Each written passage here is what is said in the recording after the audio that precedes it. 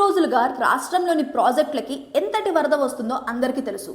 ఇక సోమవారం మధ్యాహ్నం ప్రకాశం బ్యారేజ్లో ఒక్కసారిగా 11.43 క్యూసెక్కుల వరద నీరు చేరడంతో గేట్లన్నీ ఎత్తి నీరు విడుదల చేయక తప్పలేదు. ఇంచుమించు అదే సమయంలో బుడమన్నీరు పొంగి ప్రవహించడంతో విజయవాడ పరిసర ప్రాంతాలు వరదలో చిక్కుకున్నాయి. సీఎం చంద్రబాబు నాయుడు స్వయంగా ముంపు ప్రాంతాల్లో పర్యటిస్తూ బాధితులకు ధైర్యం చెప్తూ అవసరమైన సహాయ సహకారాలు అందేలా చర్యలు తీసుకుంటున్నారు. మంత్రులు, ఎమ్మెల్యేలు, ఎమ్మెల్సీలు, ఉన్నతాధికారులు అందరూ సహాయక చర్యల్ని పర్యవేక్షిస్తున్నారు. విజయవాడ పరిసర ప్రాంతాల్లోని లక్షల మందికి ఆహారం, మంచినీళ్లు, కూరగాయలు, నిత్యావసర సరుకులు వగైరా అందిస్తున్నారు.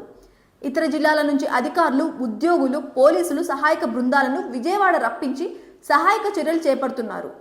ముంపు ప్రాంతాల్లో ఉన్న ప్రజల్ని ముందే సురక్షిత ప్రదేశాలకు తరలించడం వల్ల ప్రాణ నష్టం తప్పింది. స్వయంగా సీఎం చంద్రబాబు నాయుడు ముంపు ప్రాంతాలలో బాధితులను కలిసి ధైర్యం చెప్పి అవసరమైన సహాయక చర్యలు చేపడుతుంటే చంద్రబాబు నాయుడు ఫోటోషూట్ హడావిడి మొదలైందని, ప్రచారం కోసమే తిరుగుతున్నారని సోషల్ మీడియాలో వైసీపీ దుష్ప్రచారం చేస్తుంది. ప్రజలకు కష్టం వచ్చినప్పుడు ఓ ముఖ్యమంత్రి ఇంత బాధ్యతగా వ్యవహరిస్తుంటే దానిని వైసీపీ తప్పుపట్టడం దాని నీచ రాజకీయాలకు పరాకాష్ఠగా చెప్పుకోవచ్చు.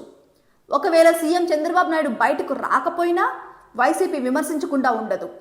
చంద్రబాబు వచ్చి వెళ్ళాకే సహాయక చర్యలు వేగవంతమయ్యాయని ప్రజలు చెప్తున్నా వైసీపీ బురద రాజకీయం ఆపడం లేదు.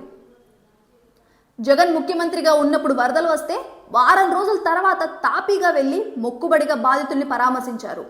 అప్పుడు కూడా చంద్రబాబు నాయుడు వెళ్లి వారిని పరామర్శిస్తున్నారని బయటకు వచ్చారు తప్ప లేకుంటే తాడేపల్లి ప్యాలెస్లో నుంచి బహుశా బయటకు వచ్చేవారు కారేమో. ఇప్పుడు కూడా జగన్ లండన్ బయలుదేరేందుకు అన్ని ఏర్పాట్లు చేసుకొని సీఎం చంద్రబాబు నాయుడిని చూసి నిన్న హడావిడిగా ముంపు ప్రాంతాల్లో పర్యటించి విమర్శలు గుప్పించారు. సుమారు శతాబ్దం క్రితం కృష్ణానదిలో 11 లక్షల క్యూసెక్లకు పైగా వరద నీరు వచ్చిందని, మళ్ళీ తన హయాంలో కూడా ఆ స్థాయిలో వరద ప్రమాదం పొంచి ఉందని తెలియగానే ప్రకాశం, శ్రీశైలం, సాగర్ ప్రాజెక్టుల నుంచి ఒకేసారి కాకుండా కొద్దిగా నీటిని దిగువకు వదులుతూ నగరం నీట మునుకోకుండా కాపాడామన్నారు. టీడీపీ కూటమి ప్రభుత్వం ఎటువంటి ముందస్తు జాగ్రత్త చర్యలు తీసుకోకపోవడం వల్లనే విజయవాడ నగరం నీట మునిగిందన్నారు. వరద బాధితులను ఆదుకోవడంలో రాష్ట్ర ప్రభుత్వం విఫలమైందని జగన్ ఆరోపించారు.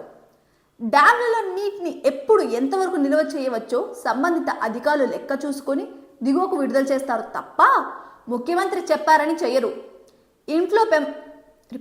ఇన్ఫ్లో ప్రమాదకర స్థాయికి చేరుకున్నప్పుడు గేట్లు మూసేసి నీటిని కొద్దిగా విడుదల చేస్తే మొత్తం డ్యామ్ కొట్టుకుపోయే ప్రమాదం ఉంటుంది. 5 ఏళ్లు ముఖ్యమంత్రిగా చేసిన జగన్కు ఇంత చిన్న విషయం తెలియకపోవడం గమనిస్తే ఆయనకు ఎంత విషయ పరిజ్ఞానం ఉందో అర్థం చేసుకోవచ్చు. జగన్ అధికారం కోల్పోగానే రాష్ట్రంలో శాంతి భద్రతలు క్షీణించాయంటూ కొన్ని రోజులు రాజకీయాలు చేశారు. ఆ తర్వాత శవ రాజకీయాలు చేశారు. ఇప్పుడు వరద రాజకీయాలు చేస్తున్నారు. అచ్యుతాపురంలో శవ రాజకీయాలు చేసి ముసలి కన్నీళ్లు కార్చిన జగన్ మళ్ళీ ఆ విషయం గురించి మాట్లాడనే లేదు. ఎందుకంటే అది అక్కడితో సరి. ఇప్పుడు ఇంతే. వైసీపీ దాని అధినేత జగన్ తీరు చూస్తే ప్రజలు గడ్డి పెట్టినా వీళ్ళు ఎప్పటికీ మారరా అనే సందేహం కలుగుతుంది.